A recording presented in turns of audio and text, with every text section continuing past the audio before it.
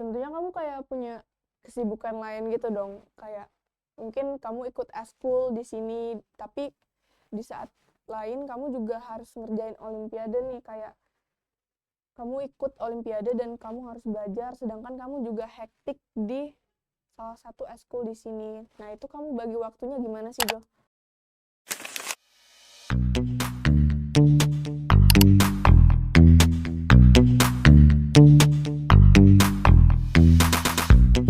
Halo Casters, balik lagi sama Smartcast di segmen Starcast, Special Star Podcast bersama aku Zalfa Davina Zahra.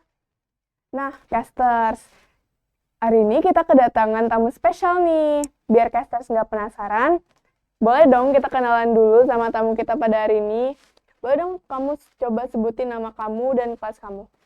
Halo teman-teman, nama saya Jonathan Immanuel Joshua Mamesa dari kelas 10-6. Panggilannya apa nih? Bisa Jonathan. Nah, Jo, berhubung kamu kemarin menang lomba olimpiade ya? Ya. Oke, aku mau tahu nih, gimana sih cerita waktu kamu pertama kali ikut olimpiade? Cerita pengalaman waktu pertama ikut olimpiade, waktu sebenarnya nyari-nyari info dari Instagram kayak lomba-lomba ini dari akun-akun Instagram juga banyak yang memuat kayak lomba-lomba apa aja sih yang lagi diadakan gitu. Jadi coba iseng-iseng daftar. Kalau boleh tahu kamu udah sering gitu ikut olimpiade atau baru kali ini? Lumayan sering. Yang olimpiade kemarin itu olimpiade yang pertama. Kemudian bulan Januari ini sekitar awal Januari saya ada ikut ONSB, yaitu Olimpiade Nasional Sains dan Bahasa. Saya pilih mata pelajaran fisika dan dapat medali emas. Ya, terus minggu lalu ada juga ikut MESCO, yaitu medali science competition. Saya ada ikut mata pelajaran kimia dan pengumumannya nanti tanggal 14 Februari. Wah, keren banget ya teman-teman. Nah, Jo, aku mau tahu nih, kamu kan suka olimpiade-olimpiade begini. Kalau boleh tahu, hal apa sih yang mendorong kamu buat kamu berpikir kayak, wah kayaknya aku ikut olimpiade deh? Hal yang mendorong buat ikut olimpiade karena emang dari awal masuk SMA emang udah target buat rajin ikut-ikut lomba begitu, supaya sertifikat yang aku dapetin bisa bantu aku buat masuk ke perguruan tinggi gitu. Kalau info-infonya gitu kamu dapat dari mana? Cari sendiri atau ada guru yang merekomendasiin kamu? Kalau info-info olimpiade gitu kebanyakan cari sendiri sih dari media sosial, akun-akun Instagram, TikTok. Itu lumayan banyak yang memuat kayak lomba-lomba ini gitu. Dari lembaga gitu ya? Iya. Jadi pure kamu yang cari sendiri? Ya, cari sendiri. Dan kamu ada kayak mapel yang kamu suka gitu nggak selama ikut olimpiade? Yang menurut kamu, ini enak banget ya kerjainnya? Kalau yang menurut saya favorit tuh ada kimia, biologi, sama fisika. Kenapa kamu suka mata pelajaran itu? Alasan pertama suka kimia sama biologi karena menarik aja buat dibahas karena tentang apa kayak makhluk hidup, sel-sel tumbuhan, zat-zat yang ada di muka bumi itu kayak menarik buat dibahas. Terus alasan kenapa suka fisika karena lumayan tertarik dengan soal-soal yang ada hitung-hitungannya, jadi kayak melatih otak untuk berpikir supaya kita itu dapat jawaban ini. Berarti kamu suka soal-soal yang kritis gitu ya? Iya. Berarti kalau misal kamu tertarik sama biologi gitu, kamu ada kepikiran buat jadi dokter gitu atau apa gitu? Cita-cita sih sebenarnya pengen jadi dokter. Dokter apa? Dokter umum. Kalau persiapan buat olimpiade gitu, kamu prosesnya gimana tuh? Prosesnya biasanya kalau misal udah Hamin 7 udah mau olimpiade, biasanya udah mulai nyicil-nyicil belajar materi-materi ini supaya udah kelabakan lah istilahnya, supaya bisa lancar kerjain olimpiadenya begitu. Itu kamu gimana tuh? Ambil sumbernya dari YouTube, Google, atau apa? Kalau sumber buat materi belajar gitu dari YouTube sih kebanyakan, karena lebih banyak, lebih kompleks gitu, jadi lebih enak buat dari materi-materi. Tapi kamu juga kerjain latsol gitu ya? Iya, setelah misal habis paham ini materinya tentang ini, aku coba kerjain beberapa latihan-latihan soal gitu supaya kayak mampu, supaya aku bisa kayak paham lah ini tentang ini materinya begitu. Nah, kalau aku boleh tahu nih, apa sih tips belajar kamu untuk ngikutin olimpiade beginian? Tips belajarnya itu kalau misalnya ada di sekolah ada materi yang tidak kita yang enggak kurang kita mengerti lah, pas kita pulang sekolah bisa tuh kita kayak belajar ulang tentang ini. Misal aku kurang ngerti nih tentang takson, jadi pas di rumah aku kayak mengulang kembali materi tentang takson tuh apa sih, urutan-urutan tumbuhannya itu bagaimana sih, sampai kita itu paham gitu supaya bisa mengerti. Berarti kalau nggak ngerti, kamu bakal review ulang ya di rumah? Ya, Tapi kamu nggak ada ikut kayak les khusus gitu, nggak ada ya buat nggak ada. persiapan? Semua belajar sendiri. Luar biasa teman-teman. Nah, jadi kalian kalau misal mau kayak Jonathan, kalian tuh harus belajar bener-bener biar bisa nyampe target yang kalian mau, teman-teman. Jadi jangan malas-malas kalau belajar, oke? Terus ada nggak sih tujuan kamu untuk ngikutin olimpiade ini? Kayak misal kamu punya target nih, kayaknya aku mau mencapai PTN gitu deh. Itu salah satu alasannya supaya biar aku semakin sering ikut lomba kan dapat sertifikatnya tuh.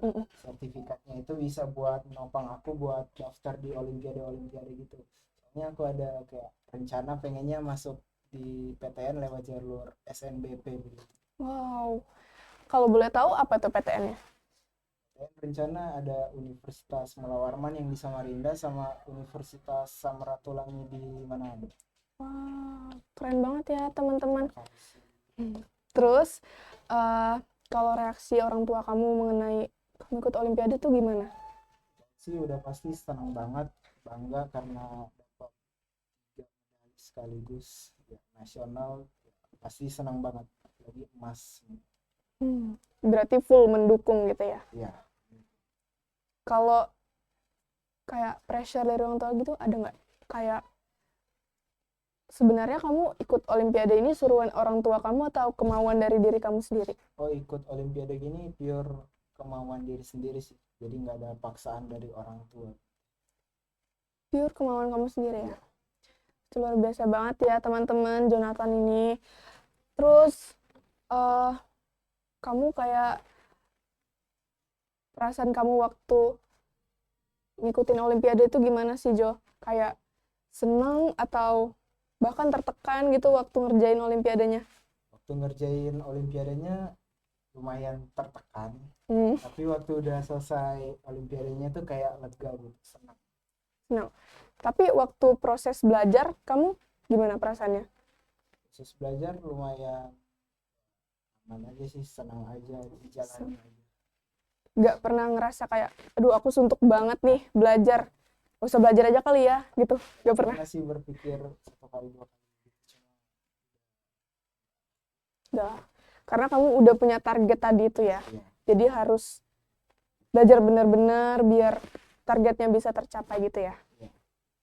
Nah terus mapel favorit kamu selama ikut olimpiade apa aja nih? Mapel favorit ada kimia, biologi, sama fisika. Terus ada nggak sih struggling yang kamu alami selama mengikuti olimpiade gitu? Strugglingnya paling masalah waktu ya, misal ada acara yang keluar tiba-tiba 1 jam atau 2 jam udah mau olimpiade gitu, jadi kayak Tabrakan gitu ya tabrakan. waktunya. Terus kamu mengatasinya itu gimana? Pastinya ya nyuruh supaya bisa pulang cepat begitu, supaya gitu ya. ya buru-buru ngerjain gitu. Masih ada persiapan sedikit. Berarti itu olimpiadenya online gitu ya? Iya. Jadinya. Biasa berapa soal tuh olimpiadenya? Tergantung ya, cuma kalau untuk mapel IPA biasanya di atas 30 sampai 45. Itu tergantung mapel ya? Ya tergantung. bisa kimia, biologi, fisika, tergantung dari yang ngebuat soal. Tapi setiap olimpiade yang kamu ikutin itu soalnya sama 30 atau beda-beda gitu? Beda-beda, ada yang 30, ada yang 35, bahkan ada yang cuma 25 gitu. Jadi beda-beda tergantung dari penyelenggaranya. Dan tingkatannya setiap olimpiade itu pasti kesulitannya beda-beda ya? Iya. Menurut kamu apa yang paling susah? Yang paling susah ya udah pasti fisika. Fisika ya, karena ada Lebih materi, kompleks gitu. ya, materi ada juga hitungan gitu ya. Iya. Terus kamu pernah nggak sih waktu gagal kayak merasa gak usah deh ikut olimpiade lagi, atau kamu ngeyakinin diri kamu untuk aku pasti bisa gitu? Misalnya hasilnya tidak sesuai ekspektasi, aku bakal kayak dalam hati tuh kayak ini pasti bisa, nggak boleh nyerah sampai sini. Itu yang ngebuat aku supaya kayak terus semangat ikut-ikut ini. Jadi nggak gampang menyerah lah. Jangan menyerah cuma gara-gara satu kegagalan yang kita alami. Luar biasa ya teman-teman. Nah tuh, jadi tips sukses dari Jonathan tuh kalian gak boleh nyerah. Kalian kalau gagal sekali tuh kalian harus mencoba terus. Bener gak Jonathan?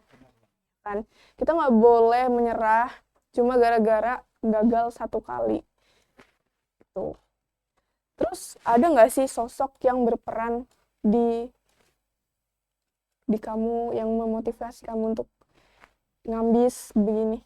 Sosok yang lumayan berperan sebenarnya ada YouTuber namanya Jerome Pauline, soalnya suka sama cara dia belajar. Kita udah tahu banget ya Bang Jerome ini ambisnya mantep banget. Jadi dia yang memotivasi kamu ya? Iya, motivasi aku dengan cara belajarnya gitu. Jadi termotivasi lah. Jadi sifat apa sih yang ada di dalam Bang Jerome ini sampai kamu termotivasi gitu?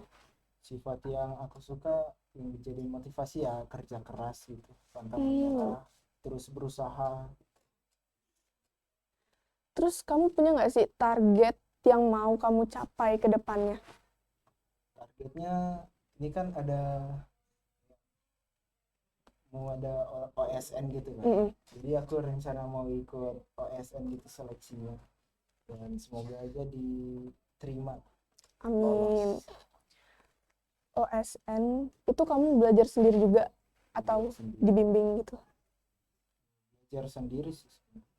Berarti pure nggak ada bimbingan gitu ya? Keren banget teman-teman. Cuma buat kayak YouTube begitu, tambah-tambah materi belajar kita lah. Kamu nggak ada kepikiran buat nyoba mapel lain gitu? Cuma fokus di IPA doang. IPA? Kimia, biologi, fisika. Antara 3 itu harus ada salah satu yang nyangkut. Berarti tujuan kamu kelas 11 ambil IPA dong? Iya, ya. IPA. Pure? Gak ada IPS? Enggak. Kamu bener-bener gak tertarik sama IPS? Kurang tertarik sih sama IPS, lebih ke IPA. Ke IPA, ya. Berarti kamu bener-bener tertariknya sama IPA aja. Iya. Terus tips produktif ala kamu apa nih? Pasti teman-teman juga mau tahu tips produktif ala Jonathan nih.